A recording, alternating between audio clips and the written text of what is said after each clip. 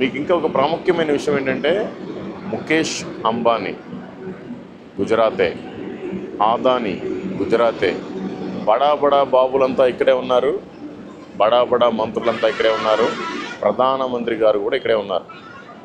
అందుకని మీరంతా వారందరి రక్షణ నిమిత్తం ప్రార్థించండి. మేము కూడా అదే పని నిమిత్తం వచ్చాం. ప్రతి గ్రామానికి ప్రార్థన చేసుకుంటూ ప్రతి ఒక్కరికి పత్రికించుకుంటూ వచ్చాం. అవన్నీ వీడియోలు పెట్టడానికి కుదరదు, అందుకే పెట్టట్లేదు. ముఖ్యంగా మన దేశ నాయకులంతా పెద్ద పెద్దలంతా ఈ రాష్ట్రంలోనే ఉన్నారు. ఏ మాటకి ఆ మాట చెప్పుకోవాలంటే ఇన్ని రాష్ట్రాలు తిరిగి వచ్చాం కదా, ఆంధ్రప్రదేశ్, ఛత్తీస్గఢ్, మధ్యప్రదేశ్, జార్ఖండ్, బీహార్, ఉత్తరప్రదేశ్, ఢిల్లీ, తర్వాత హిమాచల్ ప్రదేశ్, ఉత్తరాఖండ్, లదాఖ్, కాశ్మీర్, పంజాబ్, హర్యానా, రాజస్థాన్. ఎక్కడా లేనటువంటి అభివృద్ధి గుజరాత్లో చూసామండి. కళ్ళు బైర్లుగా అమ్ముతాయి ఎవరికైనా సరే. ఏంటి అసలు ఈ నేషనల్ హైవేస్ ఏంటి, ఎక్స్ప్రెస్ వేలు ఏంటి, ఈ ఫ్యాక్టరీలు ఏంటి, ఈ మ్యానుఫ్యాక్చరింగ్ యూనిట్స్ ఏంటి, అసలు అద్భుతం అండి.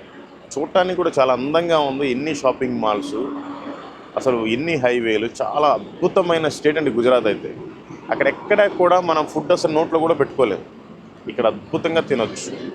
బాగా డెవలప్మెంట్ అయిన స్టేటు, అందరూ చదువుకున్నవారు, మంచి ఆస్తిపరులు, అంతా బిజినెస్ మ్యాన్లు, జాబ్ హోల్డర్స్, అన్ని కంపెనీల ఓనర్సు. చాలా బాగుంది స్టేటు.